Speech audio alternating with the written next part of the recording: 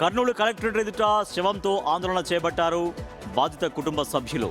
Revenue అధికారుల హామీ ఇవ్వడంతో ఆందోళననైతే విరమించారు. ఈ ఘటనతో కొన్ని గంటల పాటు కలెక్టరేట్ ఎదుట టెన్షన్ వాతావరణం కనిపించింది. అసలు విషయం ఏంటంటే గోనెగండ్లకు చెందిన ఈరమ్మకు 26 సెంట్ల స్థలం ఉంది.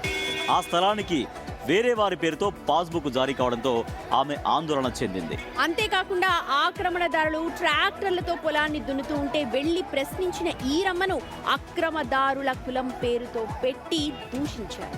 మనస్తాపం చెందిన ఈరమ్మ జూలై 30న ఆత్మహత్య యత్నం చేసింది. చికిత్స పొందుతూ ఆగస్టు 5న అంటే ఇవాళ చనిపోయింది.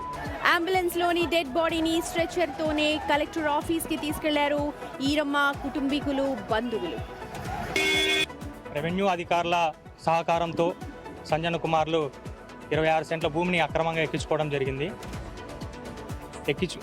అలా అక్రమంగా ఎక్కించుకోవడంతో కాగా భూమిలో ట్రాక్టర్తో దున్నడంతో మా నాన్నమ్మ పొలంకి వెళ్ళి మా పొలంలో అక్రమంగా ఎందుకు దున్నుతారు అని అనగా, ఇది మా భూమి,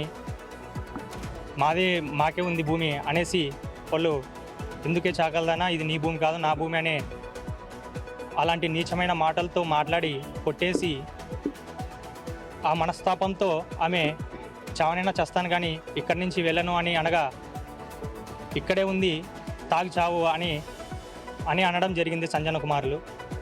ఆన్లైన్ చేసేటప్పుడు తహసీల్దార్ గారు దీని బ్యాక్ హిస్టరీ కనుక్కోవాలి, అంటే నోటీస్ ఇవ్వాలా, రిజిస్ట్రేషన్ అయింది కదా మీకు ఎందుకు ఈ భూమి మేము తీసుకోకూడదని చెప్పేసి నోటీసు ప్రక్రియ అనేటువంటి జరగాల, లేదా ఆర్ఓఆర్ కేసు నడవాలా.